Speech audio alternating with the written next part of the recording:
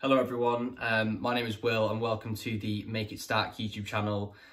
This is just a channel which I've recently created to do more in-depth videos for people that care to listen. Everyone deserves a better financial future, so get educated here. The purpose of today's video is to outline Hargreaves Lansdown's secret fee deal. Okay, it's not secret, but it's just perhaps a common misconception that UK-based investors have.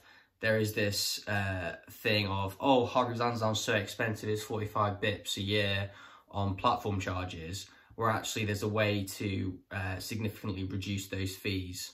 And I'm going to be talking through that in today's video. So first of all, I thought it'd be good to outline what Hargreaves Lansdown fee structure is. So normally for funds, so that's unit trusts and open-ended investment companies where you buy units in a certain fund, for example, an S&P 500 tracker, there's a 0.45% platform charge per year.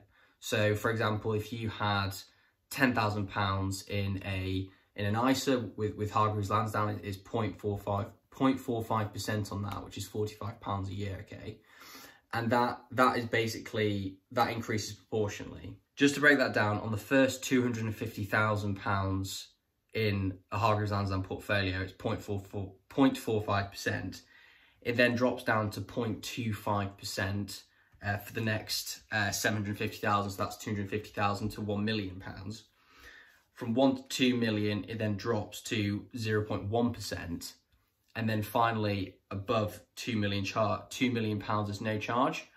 I just thought I'd cover that for completeness, but I appreciate that most people will be in the £0 to £250,000 bracket, which is where I'm at in the stage of my investment journey. But here's the secret fee deal that people don't really talk about, and that is the fact that if you want to hold equities, so these can be shares, bonds, investment trusts, exchange traded funds, so ETFs. There's a 0.45% charge for holding them within an ISA, but it's capped at £45 a year.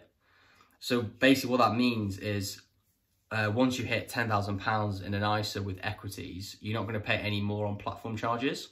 However, it's worth considering dealing charges for ETFs and other equities. So there's a £11.95 dealing charge if you want to invest a one-off lump sum.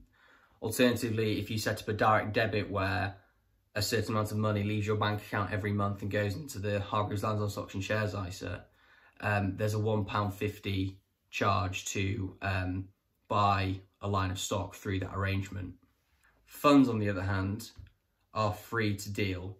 So what have we established? Well, we've established that for a high value ISA portfolio, it's more fee efficient to hold equities, but in terms of dealing, it's more fee efficient to hold funds. Therefore, we need to take both of those into consideration. So I've just got a table in front of you now, which shows how the total platform charge as a percentage varies for different value portfolios. And we'll assume here that you have a direct debit being invested into one equity every month. So that would be a total platform charge of £63, which is 45 plus £1.50 times 12, which is 63.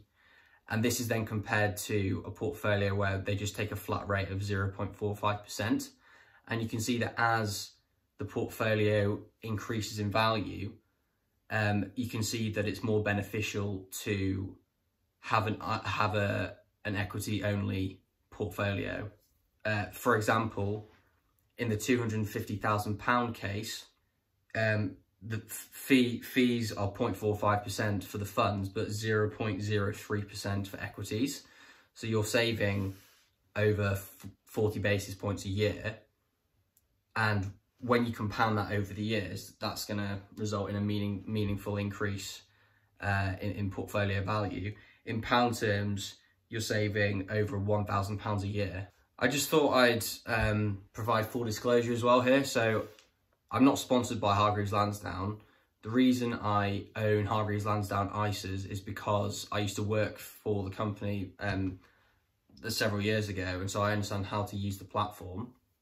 Every month I invest into an MSCI World ETF or an MSCI Emerging Markets ETF, and I change that decision based on what the portfolio breakdown is. I generally speaking, I don't like to have more than 20% in emerging markets, and I have the rest in more developed markets.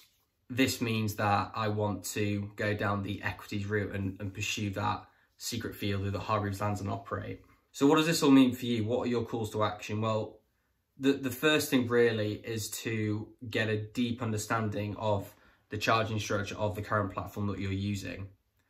What this enables you to do is to think about how that will benefit you over the long run, and will that suit your investment goals. So for the Hargreaves Lansdown equity only ISA, that makes sense for people with high value portfolios who trade infrequently. So basically buy and hold, and they invest on a regular basis. But for people who are looking to add money and withdraw money on a more sporadic basis, funds might be a better play.